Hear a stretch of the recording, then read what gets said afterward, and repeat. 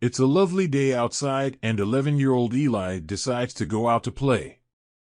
However, he suddenly has to stop running when a coughing fit takes over his body. He falls to the floor as his skin begins getting red, painfully burning and making Eli scream for help, but nobody hears.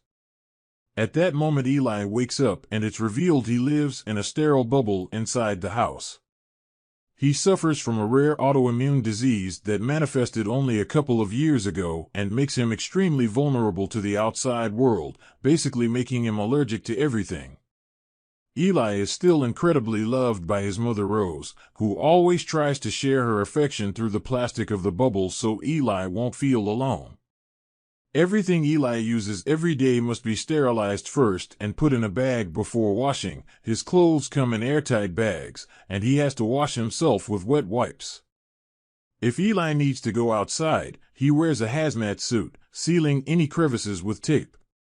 One day, Eli leaves home with Rose and his dad Paul because they've received news of a treatment that could help Eli. It's quite a long ride though, so they stay a night at a motel.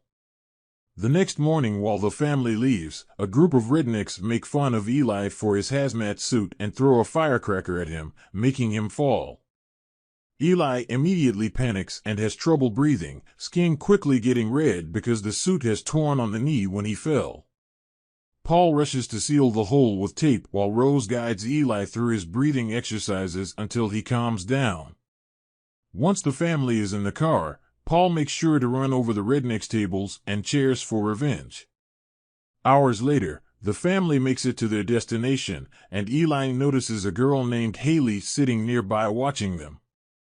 The treatment center turns out to be an old mansion that has been converted into a sterile facility, and the front doors are made of steel. First, Eli must enter alone so he can go through decontamination, and once he's safe his parents go through the same process. Then the family meets Dr. Horn, who has been using this new treatment for years now on various kids. Eli asks if she saved any of them, but Horn ignores the question and promises she'll make him better. Horn tells Eli he can take the suit off inside because the house is sealed, but he still doesn't feel safe yet. Afterward, Horn shows them around, blaming the weird windy noises they hear on the old pipes. At the end of a corridor, there's a transparent door and Eli can see a girl behind it that quickly disappears, so he blames it on his imagination. Horn tells Eli he isn't allowed to go in that area because it isn't clean, but the seal will keep him safe. Next, they go to Eli's new room. Horn shows them there's a bathroom here with filtered water, and Eli gets so excited that he finally takes off his suit. Nothing bad happens, and now Eli can finally hug his parents after years of isolation. Sometime later, Eli takes a shower, crying in happiness at the fact he can do so at all. Then he goes to bed, but he can't fall asleep because of the weird noises that echo around the house. He gets up and moves to the window, where he notices a weird bug flying around and fog appearing on the glass as if someone was breathing on it. Suddenly a handprint is marked on the fog, startling Eli to the point he runs to sleep with his parents. The next morning, Eli tells Horn what he saw and the doctor explains nightmares are a side effect of his medicine. Afterward, Eli is taken to an operating room to start with phase 1 of the treatment. They get his weight and a picture of his face, but when Eli wonders what that's for, the nurse tells him not to ask questions. Then Eli is tied to the table and a special contraption is used to hold his head down, which makes him nervous. Horn explains what the science behind this medicine is like, making an incision and injecting him with strange substances, but Eli is too distracted by the creepy reflection he sees on the back of a chair showing something terrifying is in the room. A very scared Eli falls unconscious, and when he wakes later, he finds himself having an allergic reaction while tied to the table, his skin burning painfully while the nurses watch without doing anything. Suddenly Eli wakes up again and realizes it was a nightmare. He had been brought directly to his room after the procedure was over. At that moment he hears another noise and discovers Haley is throwing stones at his window. Excited to make a friend his age, Eli rushes downstairs and looks for a tall glass window that he can use to talk to Haley directly. The two of them bond over their love for magic. Eli is kinda awkward with his card trick, but Haley impresses him by making a flame appear on her hand. Haley also reveals she knows Eli is sick and points out that none of the previous patients ever left the house. Eli wants Haley to visit him inside, but Haley refuses, explaining she's creeped out by both the house and Horn. After Haley leaves, Eli makes his way back, only to be shocked when he sees the mysterious girl inside an abandoned room. The power light goes out and the girl suddenly appears at the end of the corridor, where she begins chasing Eli. A terrified Eli runs away, and when the light comes back on, he sees the ghost's shadow and thinks he's been cornered, but it's just Paul, who scolds Eli for wandering alone. Eli mentions the girl, but Paul says there's nobody else there. During dinner, Eli tells his parents about the things he saw, but neither of them believes them.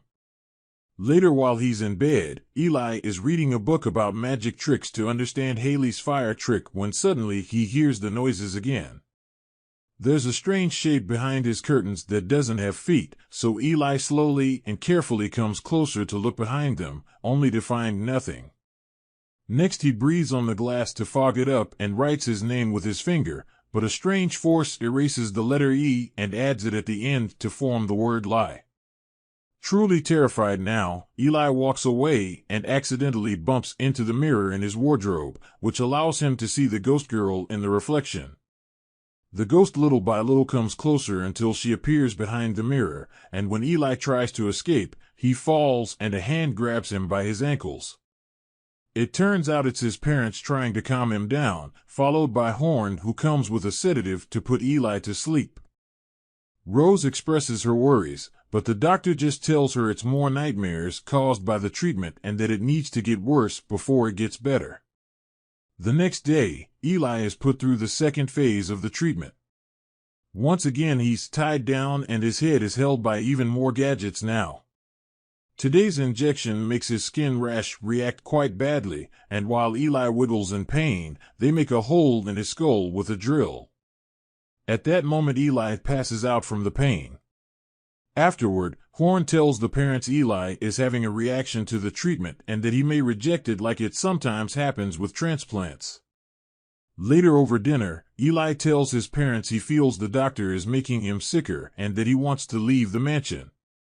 A furious Paul accepts but also points out Eli will stay sick forever and won't have a real life, making Eli change his mind. In the evening, Eli hears noises in the bathroom. He slowly approaches the tub and notices a shadow on the curtains, but when he pushes them aside, there's nothing there. The door closes by itself and the mirror gets foggy as Eli's nose begins bleeding. Another ghost suddenly appears on the mirror and then on the tub, trying to catch Eli. The boy tries to run away, only to find the door locked, so instead he hides inside the wardrobe. The ghost then breaks the mirror and begins shaking the wardrobe, but since Eli won't come out, the ghost pushes the wardrobe to the floor before disappearing. Eli comes out and discovers the ghost wrote a word all over the wood, forming the word Eli and lie at the same time. At that moment, his parents and the doctor arrive and think Eli destroyed the wardrobe. They sit him down to ask what's wrong, but when Eli tries to explain, nobody believes him. In the evening, Eli meets with Haley again, and the girl shares the story of Perry, the previous patient before Eli. Perry had also thought the house was haunted, and she never saw him again after his treatment reached phase 3. Haley wants Eli to escape before he reaches that stage 2, but Eli refuses to leave without his parents and his suit. Suddenly the lights start flickering in the corridor and Eli goes to investigate. As soon as he steps in, he's pushed to the floor by a strange force. It's the ghosts of the 3 previous patients, who begin dragging him away. As he screams, Eli can see the ghosts' reflections on nearby surfaces, until the ghosts push him into the space between steel doors. The ghosts also open the main door, contaminating the entrance and causing Eli's body to immediately have a bad reaction. Thankfully, his parents and Horn show up to rescue him, but Eli calls the doctor out for being evil and killing Perry with her treatment. Horn doesn't know what he's talking about, and as Eli tries to walk away from her, he accidentally hits the fire alarm box, wounding his hand and passing out at the sight of the blood. Later, Horn tells the parents that Eli isn't responding to the treatment and there isn't much else she can do. For now, he should keep taking his medicine, so Rose volunteers to do it. Then she visits Eli to comfort him and give him hope before asking him to take the medicine. Eli does it and Rose hugs him for it, so Eli uses this distraction to realize the carving on the wardrobe isn't a word, it's a number. After Rose leaves, it's revealed Eli hid the medicine and he now spits it out. Meanwhile, Horn burns down Eli's suit to prevent his escape. Later, Haley visits Eli again and hears about the ghosts. Eli also breathes on the glass and writes his name to show her it becomes the number 317, which the ghost must have left as a message. Haley believes it's a code from a door and wonders if she's a ghost too, but Eli says she isn't. In the evening, Eli is awake thanks to having spit the pill and sneaks out of his room to use the code on the keypad that opens the door to the forbidden corridor. After confirming Horn is sleeping in her room, Eli breaks into the lab and searches for the files of the previous patients.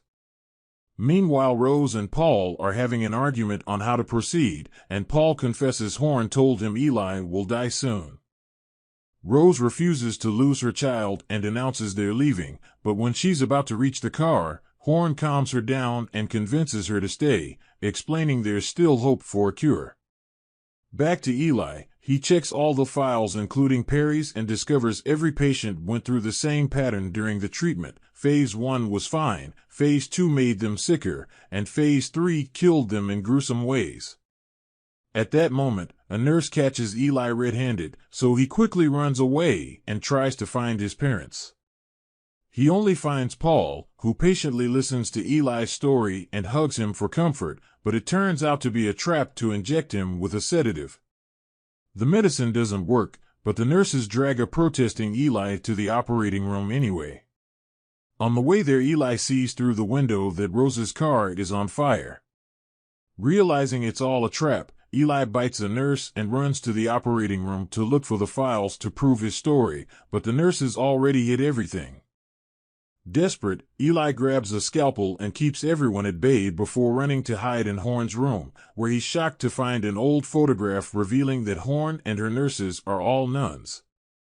He also sees the weird bug again, and he follows it to discover a fake wall in the room. When he pushes it, he finds a set of creepy stairs that take him to an underground cavern containing a small Christian shrine and a pit with a lid on it. Suddenly the door closes behind him and Eli discovers his parents and Horn have locked him up there. Absolutely terrified, Eli tries to cover his face with his shirt, but the illness is triggered anyway. He wiggles on the floor in pain as his skin becomes increasingly red. However, after taking a few deep breaths, he calms down and his skin goes back to normal, meaning the illness has always been a lie. Moments later, Horn is getting everything ready for Phase 3 of the treatment, and Rose decides to give Eli a last visit, only to find him falling to the floor unconscious. A worried Rose rushes inside to check on her son, but it turns out Eli had only been faking. He hits Rose and runs away into the room with the big glass windows, which he tries to break with a fire extinguisher in order to reach Haley. Sadly, the glass is unbreakable and Paul catches him with the help of the nurses, who take him back to the operating room. Meanwhile, Rose wakes up and finds a cross that has a dagger inside, so she takes it away with her. Then she checks inside the pit and is disturbed to find all the rotten bodies of the previous patients, proving Eli's story right. Rose runs to the operating room and threatens Horn with the dagger to stop Phase 3 from happening, but Paul calms her down and swears he's going to help Eli. Paul takes the dagger and hands it to Horn, who weirdly says she can at least save Eli's soul. Realizing Paul betrayed her, Rose freaks out, but Paul holds her down while the ritual begins.